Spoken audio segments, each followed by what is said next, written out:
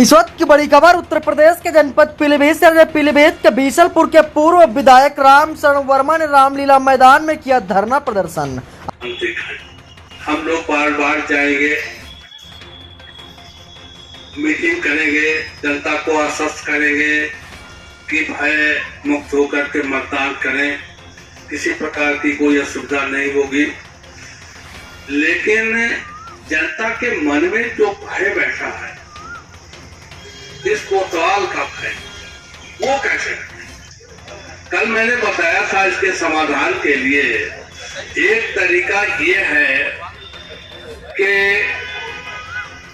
क्योंकि निर्वाचन आचार संहिता लगी हुई है, इसलिए हम लोग हटा नहीं सकते हैं, तांपा नहीं कर सकते बगैर निर्वाचन आयोग के, राज्य निर्वाचन आयोग की परमिशन के। इसके लिए निर्वाचन आयोग को हमने भी लिखा है और कैंडिडेट आज उनसे मिलने भी गया है आयुक्त से।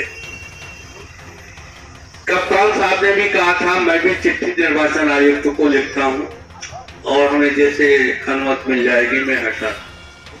आपको बता दें कि भारतीय जनता पार्टी के खिलाफ सैकड़ों कार्यकर्ता के साथ बैठे धरने पर पूर्व विधायक राम शरण वर्मा उम्र होने के साथ हो गए बागी। बीसलपुर में अपने मनमाने कैंडिडेट का टिकट न होने से नाराज।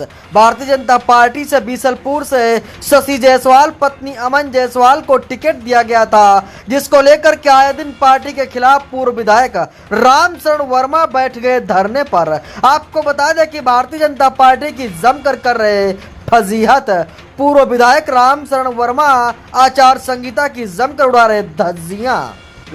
मीडिया के साथी सभी को मेरा नमस्कार। मैं एसडीएम बीसलपुर आशुतोष गुप्ता अपने सीओ साहब के साथ आप लोगों से वार्ता करने के लिए यहाँ आया हूँ।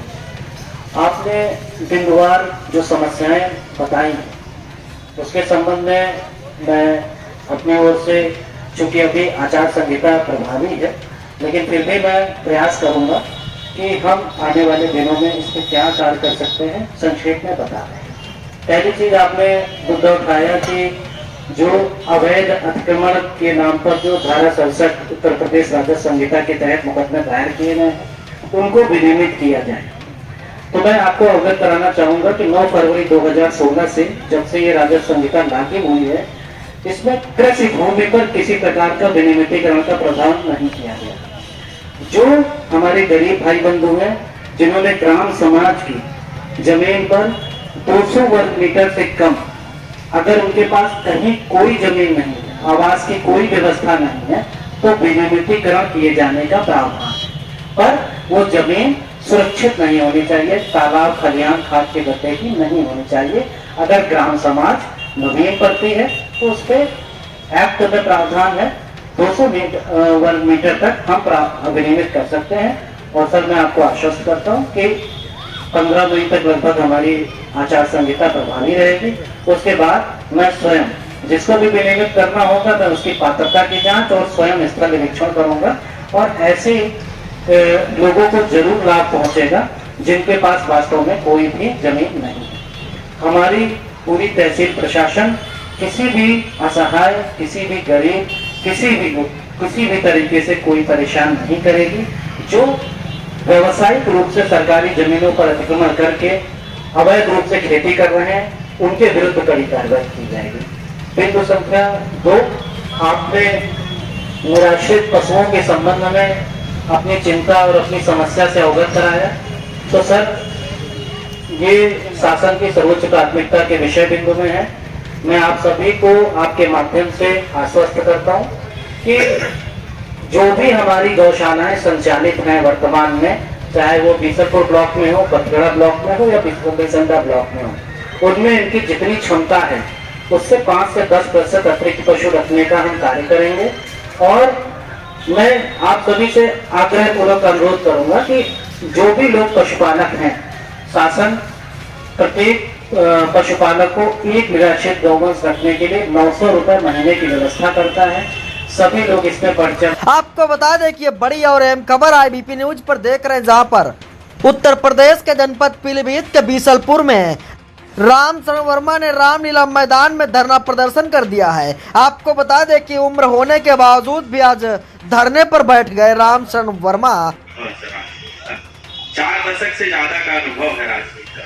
ये इलेक्शन कमीशन इसको प्रायोरिटी पर लेता है, इलेक्शन को जो भी इलेक्शन रखते हैं। और दूसरी चीज ये है कि जितनी भी फोर्स लगेगी सर हर सेंटर पर, पोलिंग बूथ पर, वो बाहर की फोर्स होगी, एक भी यहाँ की लोकल फोर्स नहीं होगी।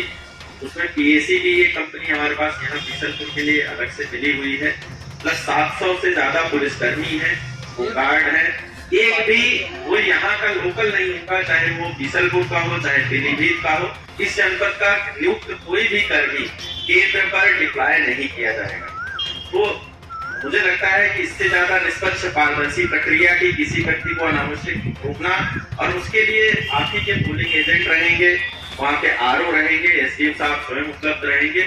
तो आपके बाकी जो आपका अनुभव और सुझाव होगा वो लोग हम आमंत्रित करते हैं, और मुझे लगता है उससे हम लोग और सहज और पारदर्शी तरीके से कराने में सक्षम होंगे। तो आपका भी सुझाव और मार्गदर्शन हम लोग को मिलता रहेगा। इससे मैं आश्वस्त करता हूँ कि आपके मार्गदर्शन के अनुरूप और जो सुझाव आएंगे उसको भी समाहित करके लोग निष्पक्ष चुनाव कराने का संपूर्ण प्रयास करेंगे। वहीं आपको बता दें कि रामशरण वर्मा आज धरने पर बैठ गए, जिसको लेकर के पूरे जनपद में हाहाकार मच गया है और पार्टी में हड़कंप सा मचा हुआ है, क्योंकि पूर्व विधायक रामशरण वर्मा बीसलपुर से हैं, जो आज मनमाने कैंडिडेट का टिकट ना मिलने से रामलीला मैदान में धरने पर बैठ गए हैं। आपको बता दें कि धरने पर बैठने के बाद रामशरण वर्मा के धरने पर बैठने के बाद हड़कंप मचा हुआ है। आईबीपी न्यूज के लिए ब्यूरो रिपोर्ट ज्ञान प्रकाश पाठक, पीलीभीत, उत्तर प्रदेश।